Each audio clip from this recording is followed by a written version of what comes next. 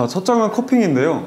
앞서 말씀드린 것처럼 저는 커핑을 하는 방법이나 혹은 스코어시트를 점수를 주는 방법에 대해서 말씀드리려고 하는 게 아니에요. 그렇기 때문에 제 이론에선 실제로 커핑, 그러니까 기초적인 센서리 방법인데요, 맛을 보는 방법에 대해서 좀 더 많은 걸 알려드릴 것 같아요. 예를 들면 제 이론에서 전체를 관통하는 하나의 가장 중요한 개념이 있어요. 맛의 흐름입니다. 여러분 커피를 맛보실 때 좋다, 맛있다, 싫다, 맛없다 이렇게 판단하는 건 소비자예요. 그건 소비자들만이 그렇게 하는 거예요. 이 일에 대해서 분석하고 원인을 해결하고 이것을 맛있게 만들려고 하는 업으로 삼고 있는 사람들은 절대 맛있다, 맛없다로 나눠서는 안 돼요. 우리가 커피에서 느끼는 모든 결점은 딱 두 가지로 표현될 수가 있어요. 시다, 쓰다. 단순하죠. 만약에 우리가 커핑을 하고 에스프레소를 맛보자고 했을 때 셔, 써 라고 말하면 아무런 문제도 해결되지 않아요. 여기에 어디에서 어떻게 쓴지, 신지 명확하고 구체적이게 동료들에게 전달할 수 있어야 돼요. 그래야만 그 결점을 만든 요소를 파악하고 그 요소를 내 의도에 맞게 수정할 수가 있는 거예요. 그렇지 않으면 모든 행위가 다 막연해져요. 그냥 한번 해볼까? 간장 넣어볼까? 뭐 식초 넣어볼까? 이런 현상이랑 똑같은 거예요. 전혀 전문적이지 않죠. 그렇기 때문에 이 맛의 흐름에 대해서 알고 가야만 하는데요. 좀 생소한 개념이죠. 제가 저의 이론을 만들 때 쓴 개념인데 너무나 단순해요.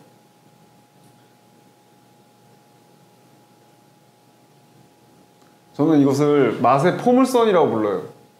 맛의 흐름, 그리고 이거를 맛의 포물선.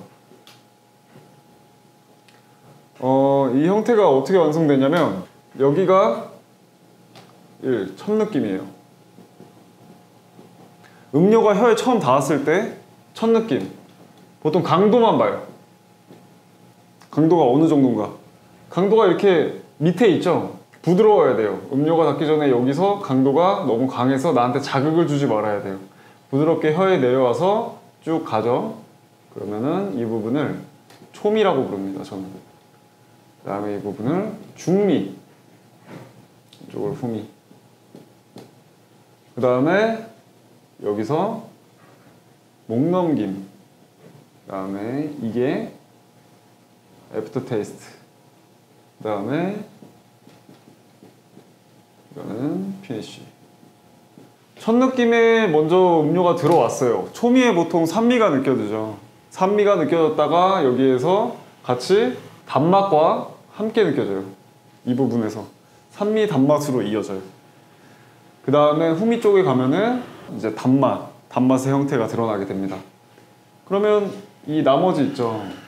이 나머지 빈 공간, 구성된 맛을 제외하고 나머지 이 빈 공간들을 맛의 바탕이라고 말합니다.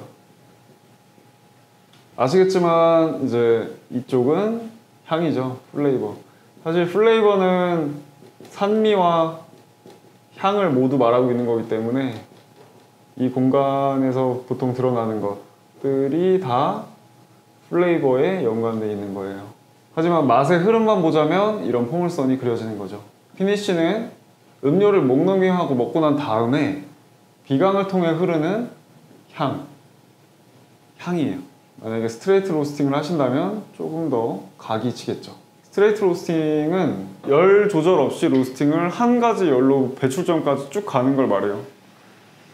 가장 기본이 되는 로스팅 방법이기도 하고, 보통 커핑을 위한 로스팅을 할 때 보통 이제 스트레이트 로스팅을 쓰는데, 이럴 때는 약간 각이 져요.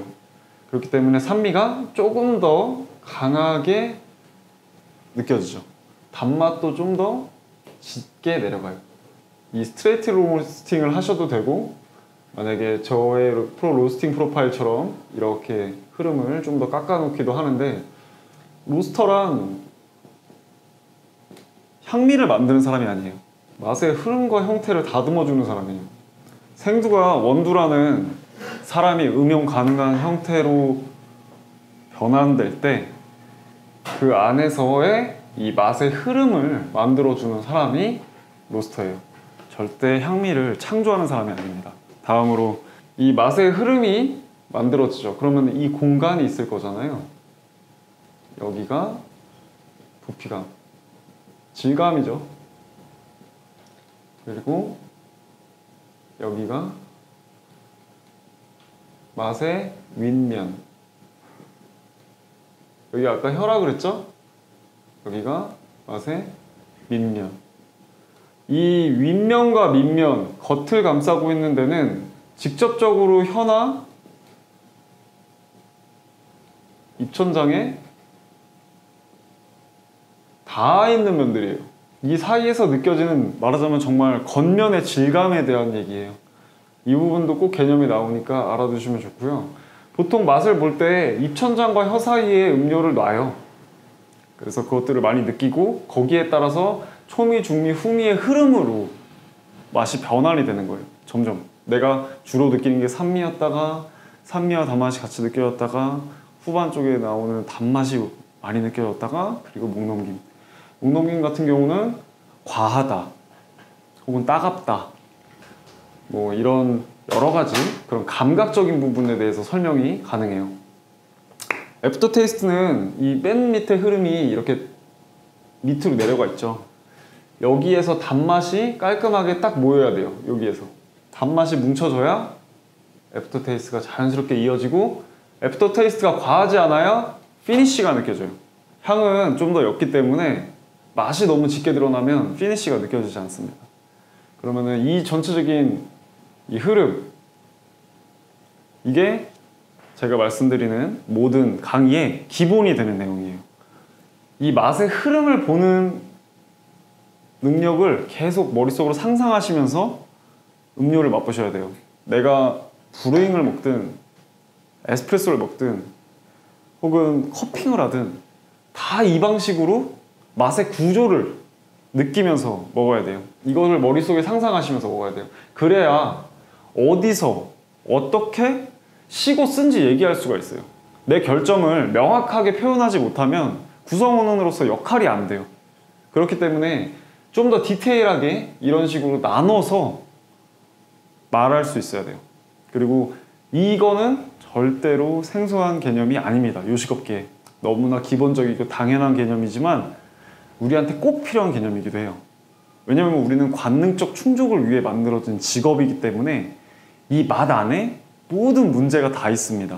그것을 조금 더 디테일하게 느껴보자고 하는 거고, 그 맛을 디테일하게 느끼는 방법을 제가 이렇게 이론으로 만든 것 뿐입니다.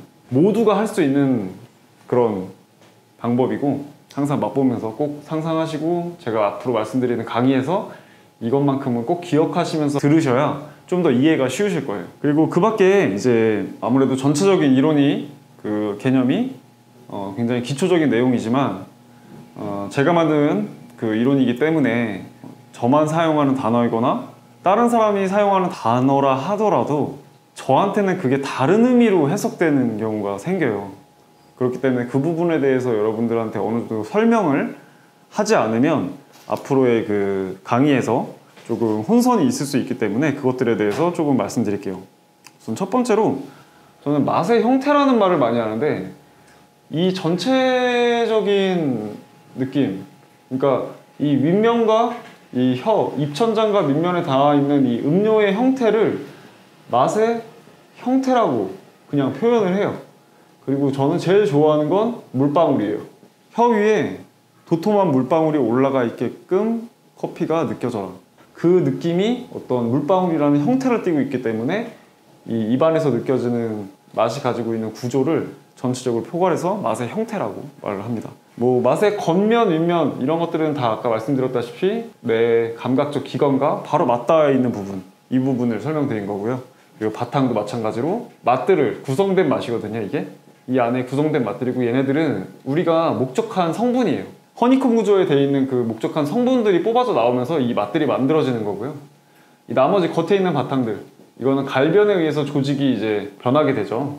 그래서 이 톤을 만들어요. 진하기의 톤을 만드는데 보통 황설탕, 캐러멜, 뭐 초콜릿 뭐 이런 식으로 어둡기가 이제 진행이 되죠. 이 점만 기억하고 계시면 되고요.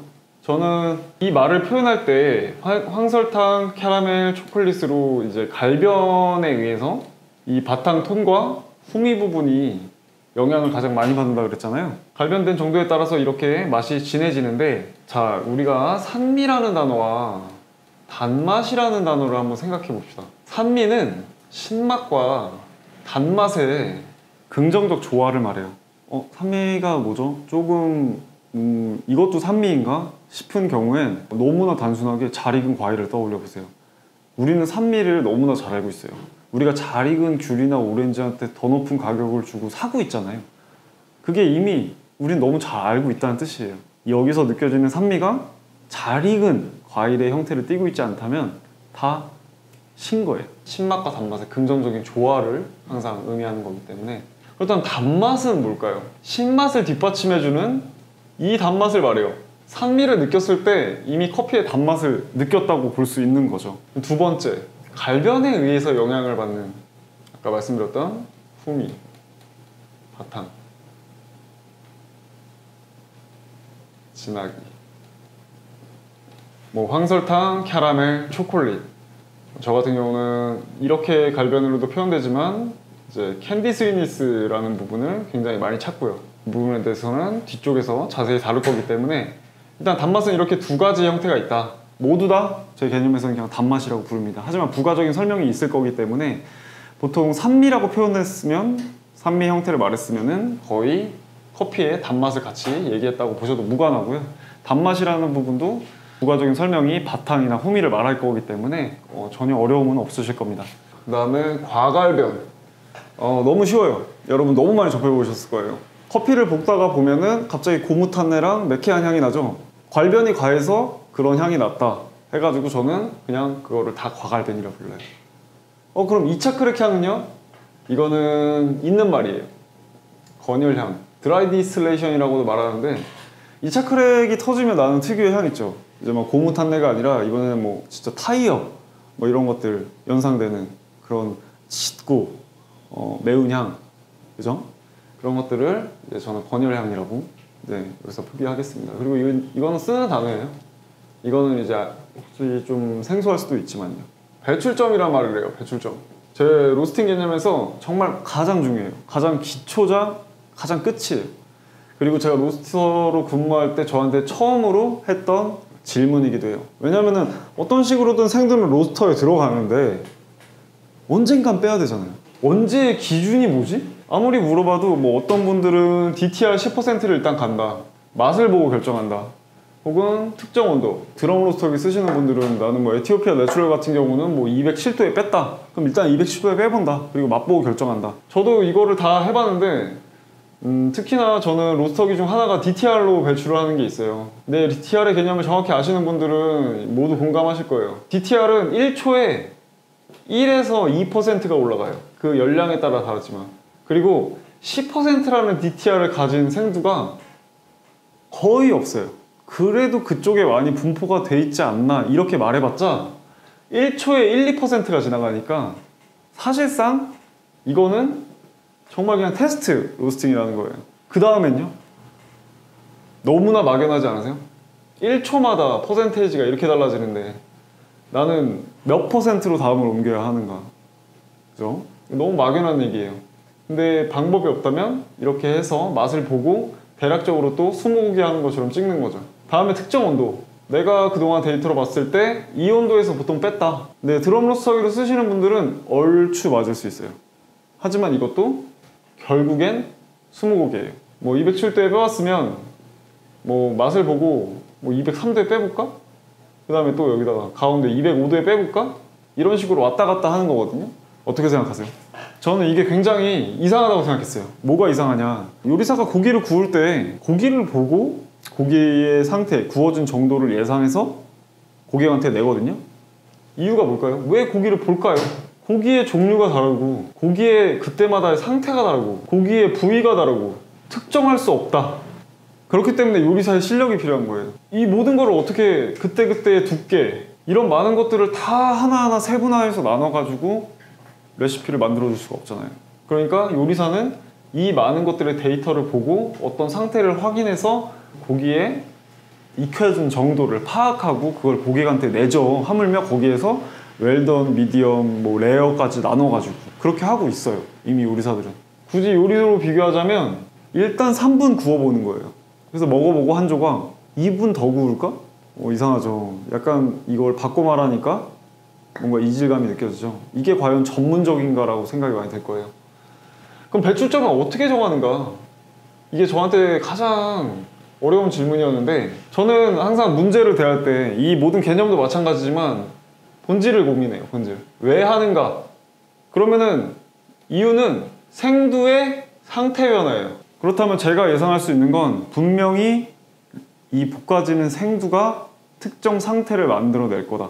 아, 여기서 배출해야겠다 라는 특정 변화의 상태가 만들어질 거다라는 게 가설이었어요. 그리고 처음 만들고 5년째 그 방법으로만 로스팅하고 있습니다. 저는 샘플이 들어오면 프로파일을 대입해서 적정 열량은 무조건 나중에 먹어봐야 알겠지만 배출점은 눈으로 봐요. 눈으로 보고 배출한 다음에 당연히 그렇듯 최종은 커핑을 통해서 확인을 하지만 거의 90%는 제가 뺀 배출점이 맞아요. 그렇기 때문에 그동안 볶은 게 뭐 수백 수천 가지가 되기 때문에 이거에 대해서는 저는 확실하게 말할 수 있습니다. 생두는 자신의 배출 상태를 알려준다. 데이터를 더 정확하게 분석하는 것도 필요하고 그게 문제 해결의 실마리가 될 수 있다는 것도 알아요. 하지만 정말 잘 생각해보면 우리는 요리사에 가깝기 때문에 요리사가 고기를 구울 때 삼겹살 구울 때 초식에 보세요? 아니잖아요. 삼겹살 구울 때 삼겹살을 보잖아요. 그리고 누가 알려주지 않아도 익었다고 먹잖아요. 우리가 늘 하고 있는 거예요. 다만 재료가 생소할 뿐인 거예요.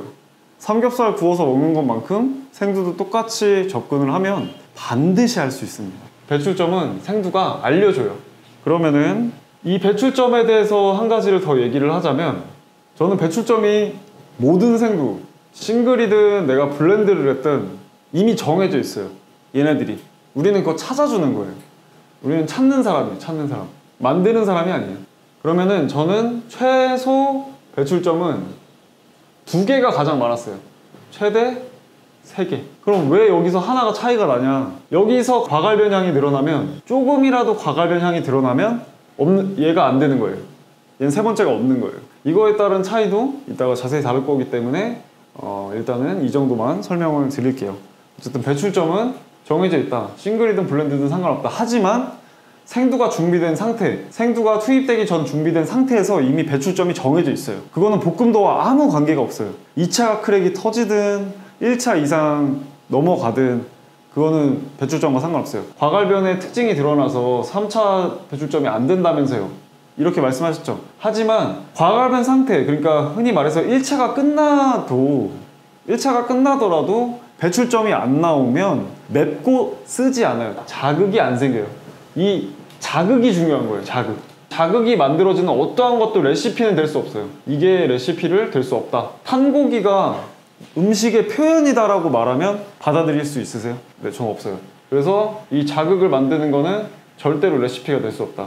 과갈변이 중요한 게 아니라 거기서 과갈변에 의한 자극이 나왔을 때 이 세 번째 배출점이 없다고 느낀다 가 정확해요. 그러면은 블렌드든 싱글이든 예를 들면 저희의 타이거 펀치라는 게 있어요. 이거는 2차 절정이 지났어요. 그럼 이거는 이 말했던 권열향이 나는 거 아니에요? 권열향은 나죠. 하지만 자극은 없어요. 무슨 말인지 이해가 되시나요? 어둡기와 진하기는 당연히 2차 크랙까지 갔기 때문에 진해요. 그리고 그 맛이나 향미의 형태도 2차 크랙이 진행된 것만큼 어둡고 진해요. 하지만 자극이 안 생겨요. 그렇다면은 그 어둡기와 특유의 향미는 표현의 하나의 방법이 되는 거예요. 근데 자극이 생겼다? 그건 탄 거예요. 저는 이 개념이 탔다고 생각해요.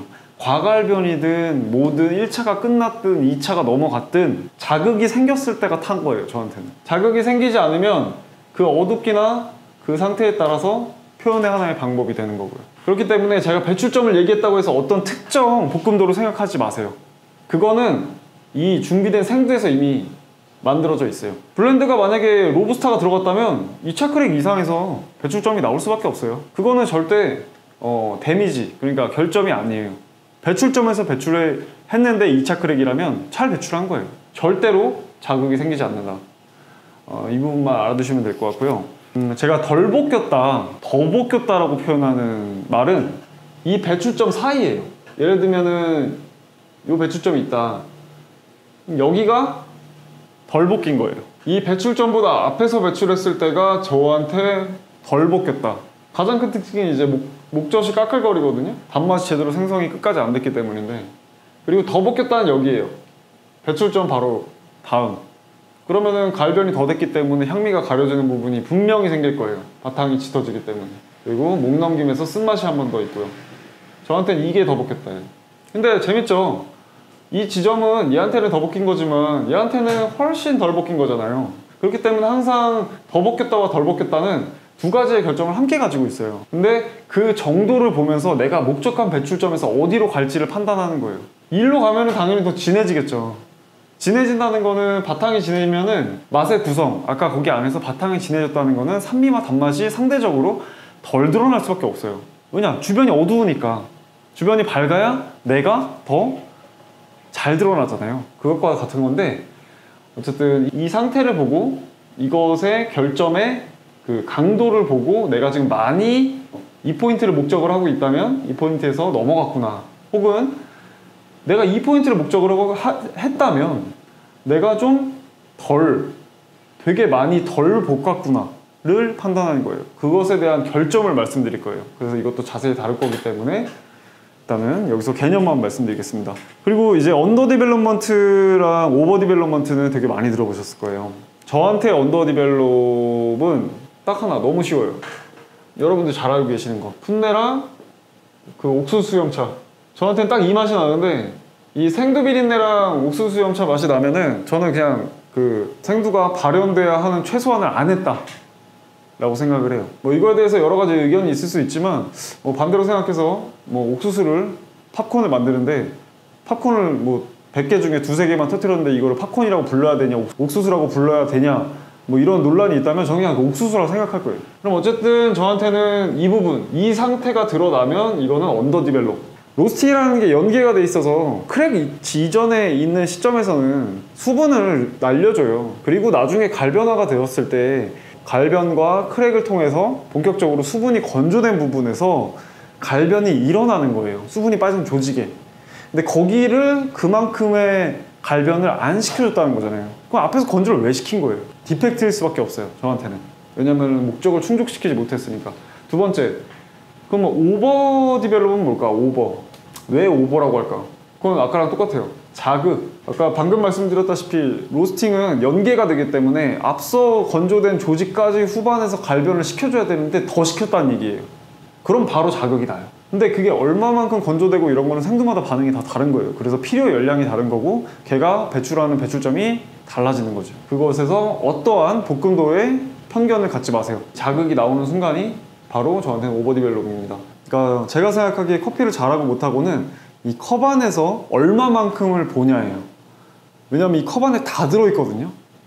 모든 문제점, 긍정점, 내가 바꿔야 되는 거, 혹은 어디에서 문제가 돼 있는지 이 컵 안에 모든 게 다 들어있어요. 그만큼이나 이 커핑은 처음이자 끝입니다. 저희 일에. 맛보고 분석하고 해결하는 능력까지 가는 거예요. 네, 그래서 그 부분에 대해서 얘기를 해드리고 싶어요. 이거는 뭐 특히나 로스팅 같은 경우는 거의 커핑에서 이루어져요.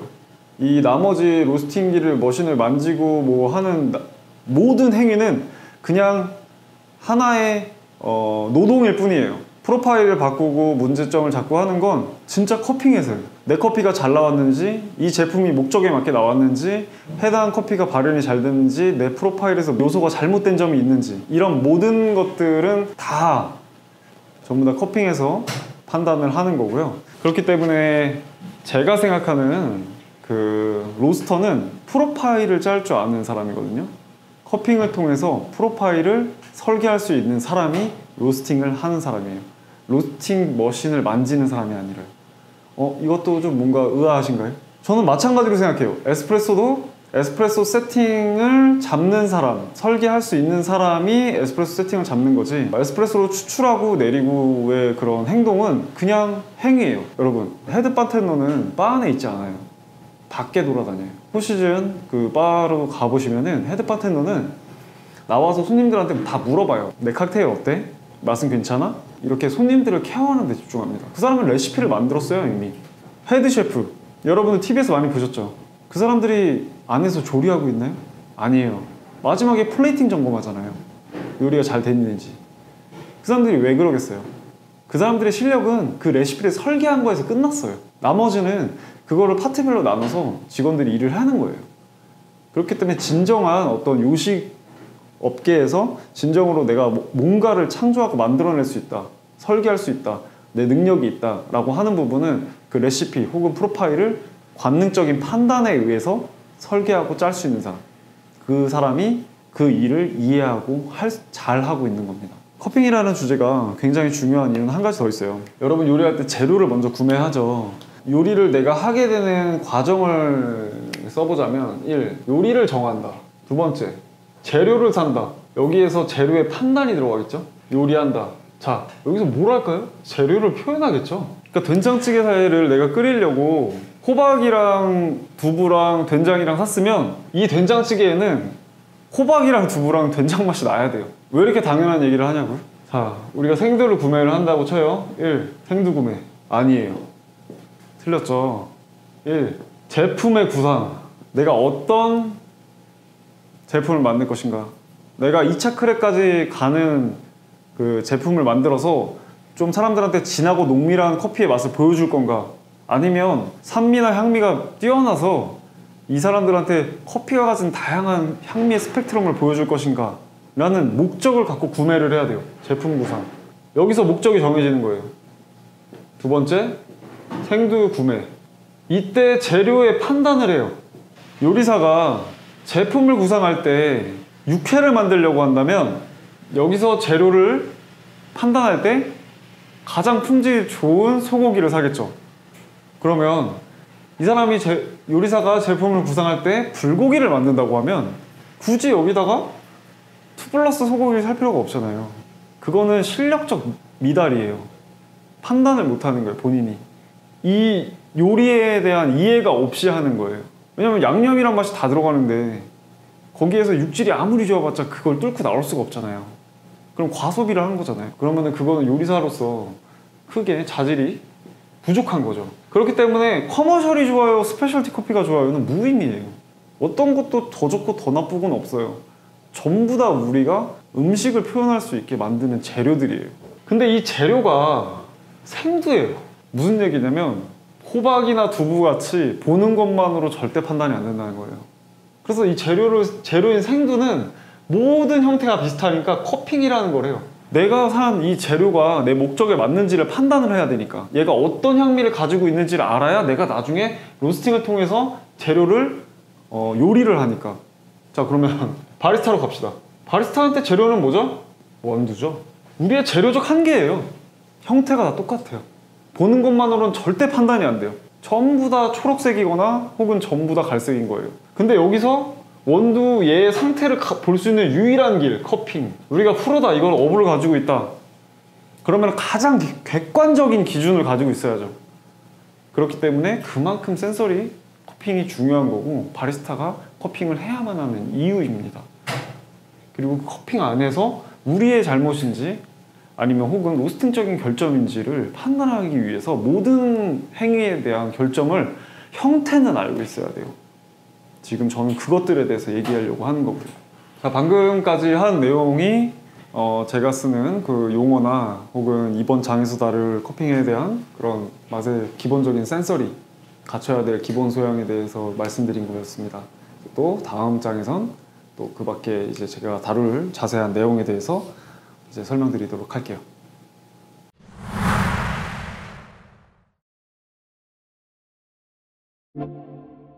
우리 커피가 그렇게 정답이 없는 것인가? 우리 분야가 그렇게 접근이 된다면 우리 분야의 전문가가 생길 필요도 없고요. 우리 분야의 전문가가 생기지 않는다는 건 아무나 마음대로 해도 된다는 얘기예요. 저희가 누구나 할 수 있는 일을 하지만 누구나 될 수 있는 일을 하고 싶진 않으시잖아요. 그러기 위해선 객관적인 교육이 반드시 필요해요. 안녕하세요. 현재 파스텔 커피웍스에서 헤드로스터로 근무하고 있는 방현영입니다. 저는 2020년 KMBC에서 우승한 경력이 있고요. 그 해 WBC에서 나가서 세미파이널에 올랐고 다수의 국가대표 대회에서 입상을 한 경력이 있습니다. 우선 간단히 말씀드리면 바리스타를 시작하는 사람들 혹은 로스터를 생각하고 있는 사람들 전부를 위해, 그러니까 내가 이 일을 하겠다라고 마음먹은 사람들을 위해서 만든 강의입니다. 소비자에 건네지는 하나의 커피라는 걸 만들기 위해 그거에 대한 역할을 나눈 것 뿐이지 서로 전혀 다른 일을 하고 있지 않습니다. 바리스타가, 로스터가 하고 있는 일을 이해하지 못하고 있다면 원두에 대해서 정확한 이해 없이 다루는 거기 때문에 온전히 다루고 있다고 할 수가 없어요.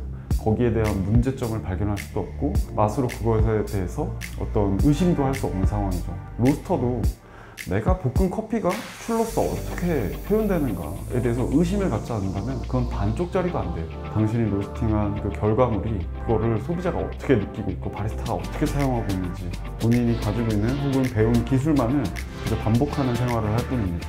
그렇기 때문에 제가 지금 만든 강의는 제가 실무를 통해서 깨닫게 되고 이 부분은 반드시 필요하다라고 느낀 부분을 다 정리해 놓은 거고요. 내가 최종적으로 만들어낸 결과물을 어떻게 수정해야 되는지 그 결점을 통해서 수정해 나가는 그런 방법을 알려드리는 거기 때문에 논리적으로 괜찮은 이론이지 않을까 하는 마음에 이번 강의를 만들게 됐습니다.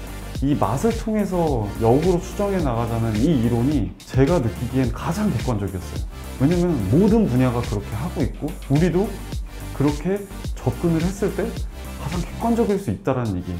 접근만큼은 꼭 맛에서 시작을 하셨으면 좋겠어요. 그 부분만 이 강의를 통해서 느끼셨다면 저는 성공이라고 생각합니다. 조금만 더 인내를 가지고 끝까지 다 들으신다면 분명히 이 내용을 처음부터 끝까지 다 이해가 되셨을 땐 머릿속으로 큰 그림이 그려지실 거고 여러분들만의 커피로 그리는 그림을 꼭 만드실 수 있을 겁니다.